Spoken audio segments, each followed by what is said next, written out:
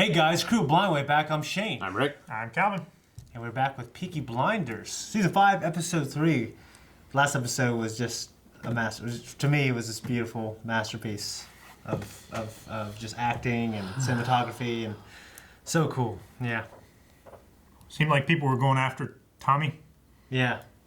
Or baiting him out, trying to send a message. Yeah, and the Billy Boys, right? Led by Jimmy. Yeah, and also he's just becoming a little paranoid, it seems like, in general. For good reason. For good reason. I think everyone's out for him. Like, Yeah. the women of the Peaky Blinders. Yeah. Possibly Michael. Michael. Well, that's what I'm saying. Like, are they though? Like, are they just saying, "Well, we need to do this for the business," or are they trying to steal his crown? Well, I think it's a little bit of a line there. I don't know. I'm sure. If Michael was doing what he was doing, then that's clearly, I think, trying to steal his crown. I don't feel like they would spend much time mourning if Tommy was out of the way, and therefore I do not trust them. Yeah, no, I get you. I mean, if I was Tommy, I'd probably be more paranoid because I'm paranoid by nature, anyways. Arthur and Paul, probably, like, he can trust the most. Yeah, I believe so. Yeah. Linda, Michael. Lizzie. I mean, yeah, Lizzie. Yeah. Jimmy killed Aberama's son.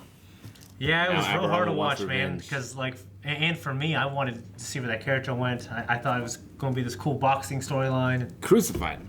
Well, Crucified his it ass. was last season. Yeah, it sucked. Man. Came to Yeah. an abrupt end this season. Yeah, and Sad. Now an abrupt start.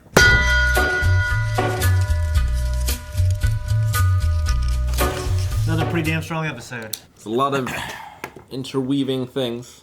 Yeah, they're pretty dense. Okay, so the guy that Tommy's undermining, what's his name again? The poor man, Henry Cavill. His name is Oswald Mosley. Yes. He really, I think, does a good job of commanding a scene as well. When he went there to talk to Arthur and Michael and Tommy. Yeah. I feel like I've seen him in something else, but I can't place him. Man of Steel. No, Justice League, all of it. He looks a lot like I haven't seen. the rival pilot in the Hayao Miyazaki movie Porco Rosso. A little bit. Yeah, It looks like Donald Curtis. a little bit. Yes. Yes, he extremely does. Okay. Talks like him too. That's little bit. very good. He has a good commanding presence, but we have been shown no reason to fear him. Like, we haven't seen his level of influence. We haven't seen his army. We haven't always seen it, but Tommy knows about it. Yeah, you're right about that. But, like, he's not like the gangster that Tommy is. He's just, as a politician, I guess he's just done and sanctioned much worse things on a larger scale and is a cold, selfish individual. I guess he's just got friends in the right places. Yeah. And he's obviously not afraid of the Shelbys at all. The scene when they went to go to talk to the nuns, that was awesome. But like that guy, Oswald, I don't think would care. You know what I mean? Yeah. Would care what they were doing. I mean, he seems less intimidating to me than Campbell or Adrian Brody last season. So far, anyway. Yeah. I mean, it's a different kind, for sure. He's the kind of guy that doesn't get his hands dirty. Yeah. Like, those two guys. Like Luca Changretta and Campbell. Major Campbell. Yeah. Both of them definitely got their hands dirty. Yeah. So you could quickly judge them for what they were. This guy, We're still figuring like him Tommy said, like, you've met bad men before. This guy is the devil. out. Yeah. I definitely feel like he's Just haven't seen it though, yet. well, we've seen ripples of his influence. He's a very powerful man, politically speaking. Yeah. His mouth is to the prime minister's ear. I guess we've been told those things, Yeah. but we have not seen any of those things. No, yeah, I get that. Like, we haven't seen it yet. It's the third episode. I hope we do. Because it'll definitely help the character out a lot. That being said, I like him. And, like, I think we see how he makes Tommy and Michael and Arthur feel when he was in the room with them. Yeah. You know what I mean? So, but we haven't We seen... certainly knew everything about him. Yeah, yeah, Put them on edge, rightfully so. yeah. So he made the death of that reporter go away, even though I guess it kind of confirmed that the Shelbys did have nothing to do with that, right? Yeah. That's what Arthur said. That's what Arthur said. Tommy didn't say anything. Yeah, I guess you're right. But Tommy did say they're both the same person. But it felt like Tommy had dealt with the investigation anyway. Like, that one cop came, and he like rebuffed him in a way that it seemed like the cop was done investigating. Maybe. So it didn't seem like a tremendous power play from Oswald Yeah. of something that was beyond Tommy's reach to do, necessarily. Yeah. But for that, and not just for that, but for other things, he invited him to be deputy leader of the new party. Yeah, which is the British Unified Socialist. British Union of Fascists. Fascist, sorry, not socialist. Huge difference. Yeah. Huge difference, kids. Huge difference. You know, honestly, one of the most interesting things to me is also Linda and what's her name? Lizzie? Lizzie, yeah. Just their conversation about Shelby men and the fact that Linda seems to want to jet out of there. But she can't. Arthur won't let her. Well, none of them will. I really enjoyed the scene with Tommy and Lizzie as well. It's Talking like out all their shit. Talking out, it's like sexual and weird, but it's also this deal. But you can tell it's turning them both on. Yeah. Yeah. So it's, yeah. It's like we've seen almost every character try and escape at some point. Even Tommy. Like, he wanted to do it with Grace. But, so it's not just the women that are trapped in this. No. It's like the men as well have at different points tried to escape. Like, Arthur's tried to escape, which I would say he, even above Tommy, like at certain points, was the most dedicated to the family chickens and the and business shit. and everything. But there's just no Tried to escape. get out. There's no escape. And he dragged Linda down. See, if the stock market didn't crash, maybe they'd, eventually maybe it would become more legitimate, no shady business. Well, yeah, they were pretty much like completely legitimate. Yeah. Yeah. Like as far as all of their real like interests and stuff. Like they still had some illegitimate business and stuff going on like under the table, but it paled in comparison to how much they were making legitimately. Yeah. But again, like their financial troubles is something we've been told but not shown. Like we haven't seen a single instance of them struggling with anything financially. Like they're still wearing the best clothes, driving the best cars. Well, those are things. You gotta fake it till you make it too. Those are assets that they already had. It's not like, oh, we lost all of our money. Now we don't own these things that we already owned. Sure. Kind of remind me of, like, I guess Breaking Bad. Like, I don't know what you guys are. Fuck. Never mind.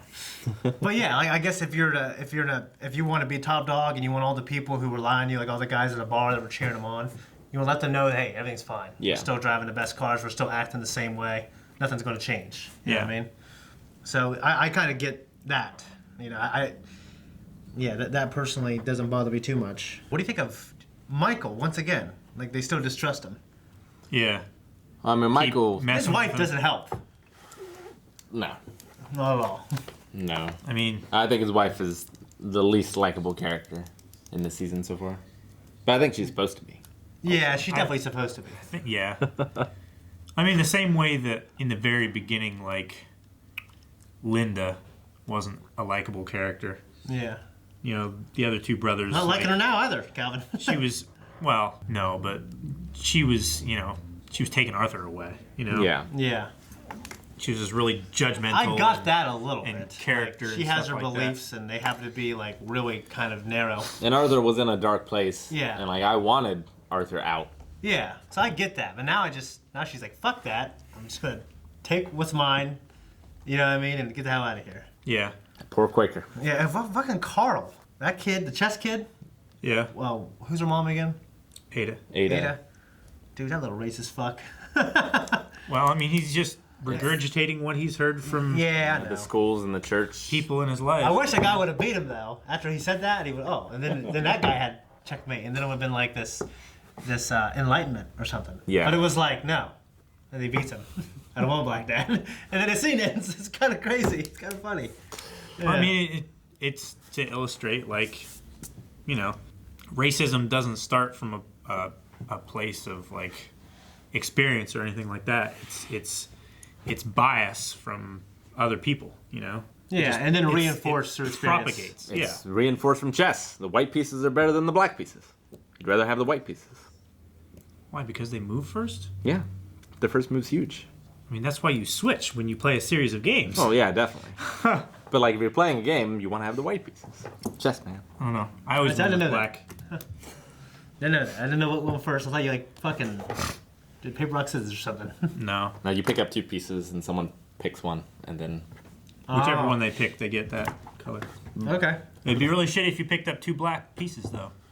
Screw them over. But if you're playing seriously, you play like 10 matches and you switch back and forth. Oh, okay. That way both players have an equal Is that chance. the old guys doing parks and gangster movies? I love gangster movies where old guys play chess in Probably. parks. I'm worried that like Tommy's gonna get screwed as a scapegoat holding this fascism flag, and like the government's gonna abandon him. Yeah, Wow. like when you ask, like, is that a yes when you pick the phone down? Like, that's like, because you've echoed a couple times about being, about telling and not hearing. I wanted that. I mean, telling, not showing. I gotta hear nothing. They haven't been seen anything. Haven't been shown anything yet for that. Yeah. Obviously, it's kind of a mystery. I don't know. I'm hoping. I feel like that note, like that worry, has been played the last 2 seasons. Yeah. With the fascist and stuff. I would hate for it to be teased and then used again this season. But yeah, but what if they say that he's got his back and then like the season finale, fucking, they screw him over? And it's Well, like because this cliffhanger. I feel like if they have his back, They tried to. Remember with Yeah. with the train and everything? Yeah. Like all of that shit was because they backed out. well, right? they tried to hang all of them too. Yeah, that as well. But like, I feel like if the government has his back, like Oswald is little threat. Yeah, yeah. You know? Yeah, as long as it's legitimized, Yeah. Well- sanctioned by the whoever. Because I assume he is, well, like the fascist party is a minority. Like, you know, we have had talks with Eden about like anti-fascist rallies and things. So clearly there is a swelling of it. But, you know, we, again, haven't really been shown like mass rallies of fascists in England. Well, I mean, true, but that's if all of the non-fascists were also fighting folk. The reason why the fascists are such a threat is because all of them are like radical, violent, you know, tend to do things the way they want to. Men of action. Fuck the current government. I would say that is the issue there, where yes, they are a minority, but they are still a threat to the peace and well-being of normal people and government stability in any case, because like the Irish Revolution doesn't just go away. Yeah. Like there's still that sentiment and everything there. And the Billy Boys are fascists as well, right? They're just Scottish. Boys are They're- Protestants, right? Yeah, they're They're- Protestants, but They're Oh. muscle. They're like hired out by, we assume at this point, like a fascist overlord kind of person. Billy Boys, Belfast fascists. Okay. They have connections to fascist parties and stuff, but they themselves, I don't think they're like party members. I think, they are, from the conversations that there but were I'm not that 100% took place sure. last season or last episode rather. I think they're just hired out by a fascist party. Like Okay. they're mercenaries basically. As long as they're getting paid and they get to maintain their territory, they do So whatever. they're not loyal to the fascists, you don't think? I mean, they work for them, but Well, yeah, they but like- themselves, but it's I don't just believe money. they are Okay, fascists. okay. Yeah. Okay. All right. I love that really long one shot where he's With Arthur? Arthur. Just talking about how he's a good Yeah. man and it's good in his heart. These hands, they belong to the devil. That was Yeah. a great scene, a great performance on his part. Yeah, and just it's the way it was. The shot was framed so well, like the silhouette, so you just can't see him beating the guy. Yeah, the lighting of it all. It's Yeah. just- It's almost like the camera didn't want to watch. Like it's one of those things. Like you can show someone that scene. Maybe not, you wouldn't really spoil the show. It's like this is a quality. So Yeah. cool. It's good Yeah. stuff. Yeah. Always. Every episode, it Yeah. surprises me. with I how- feel like this season how more. great the cinematography is. Yeah, I feel like this season for me stepped it up. I guess they let the camera get in real close too. It's awesome. And again, we had them walking / driving to the church with rock music in the background. Yep. Another thing from the beginning I loved Can't when he praise it smashes the nun's glasses. They talked about how she sees the world through broken. Like she sees it. What'd she say? Fuck. You will see the world broken, just as See the these world children broken. Yeah. will see it. Yeah. Yeah. Yep. I think that head nun chick with the glass. I think she's in Star Wars too. As well. She looks In the new really trilogy. familiar. I couldn't place her either, but she looked very She was familiar. I think she's on the Star Wars trilogy, the new one with. I think she's on the ship as just some regular person. She really reminded me of Catelyn's sister. Oh. Fuck yeah, she does. Maybe it's her. Look it up. Can't believe you didn't say that. Like, Yeah. You were just let's see. something that you might be right about. She looked older, but I guess she would be older. This scene in this show, when you look that up, has just a dialogue, dude. Just it has these existential things that they say. It's not quite Black Sails, but it's very good. Yeah. Not quite Black Sails, but that show had like these long expositions by like a couple of the great characters. I feel like everyone in this show has like a little piece of the pie. Yeah. You know what I mean? Well, even Lizzie, I liked when she said, "You don't get what you deserve; you get what you can take." Yeah, and you know what? That's one way to look at the world, and it's probably a selfish, but it works. You know what I mean? Almost seems like a That's how it is. fascist statement. Yeah, kind of. Yeah, but even though like we live in America, I feel like that's how it is with the rich people. Yeah. Even though it sucks, it is a way to live. It's also a capitalistic thing as well. Yeah. Shane, What? we are both right. Star Wars and Yes. yeah. Cool, man. Yeah, she was Hux's first order monitor or something Yeah, like she's that. in like the second movie, or Yeah. I guess the 7th or the 8th movie, and she just basically is a nobody, Yeah. pretty much. But yeah, I don't. Yeah, she's on the bridge there, and she's also... Catelyn Stark's sister. Shit! I just read her name and I forgot it again. Terrible names. But Yeah. yeah, Catelyn Stark's sister. Yeah. I wonder why Johnny was just randomly having sex with the maid Sandra. He didn't. Because he had the opportunity. That's why. He didn't think Tommy was gonna be home. He just took the opportunity. He I just fucking begged. saw her. It was just such a weird scene. It was. Yeah. I'm in pain, Tommy. Yeah. I'm in so much pain. Yeah. Well, I mean, like Tommy's like, go save Aberama. It's like Aberama's the one that did this to me. Yeah, he's got absolutely no motivation to go save this man. Yeah. It was Johnny and Sandra. He said the only way to get fired is burning the toast. Burning the toast or talking to the cops. Yep. Yeah. Which Yep. it's kind of funny. I love how, because that will ruin your day if you had burned toast. Yeah, but Like if you're already having a bad day and your toast is burned, just fuck this.